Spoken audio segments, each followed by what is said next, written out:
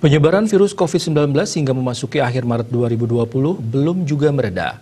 Bahkan di Bali, pasien positif COVID-19 justru mengalami lonjakan dari 10 menjadi 19 kasus. Kondisi tersebut pun berdampak terhadap sejumlah kegiatan rutin tahunan yang sudah terjadwal.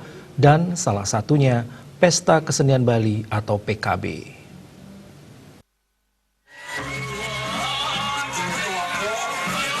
PKB ke-42 tahun 2020 sudah diagendakan berlangsung 13 Juni hingga 11 Juli mendatang dengan tema Atmakerti Penyucian Jiwa Paripurna. Namun PKB untuk tahun ini resmi ditiadakan. Kepala Dinas Kebudayaan Provinsi Bali Iwayan Kun Adnyana mengkonfirmasi surat pemberitahuan peniadaan PKB ke-42 telah disampaikan kepada Bupati Wali Kota. Menurut Wayan Adnyana, Gubernur Bali Wayan Koster sudah berkoordinasi dengan para bupati dan wali kota sebali.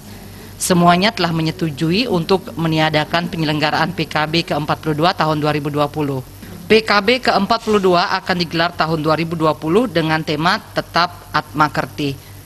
Tak hanya PKB yang ditiadakan atau diundur hingga tahun depan, namun juga agenda lain seperti pilkada serentak karena kondisi yang tidak memungkinkan akibat wabah COVID-19.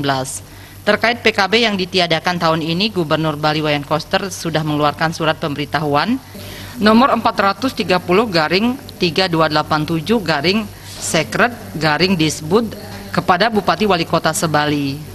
Surat itu menyebut pelaksanaan PKB 13 Juni hingga 11 Juli sangat dekat dari batas waktu masa tanggap darurat nasional atas penyebaran COVID-19 yakni 29 Mei 2020. Dengan kondisi tersebut, segala persiapan PKB ke-42 tahun 2020 tidak dapat dilaksanakan secara optimal, sehingga diputuskan PKB ke-42 tahun 2020 ditiadakan. Rindra Devita, wartawan Bali Pos melaporkan.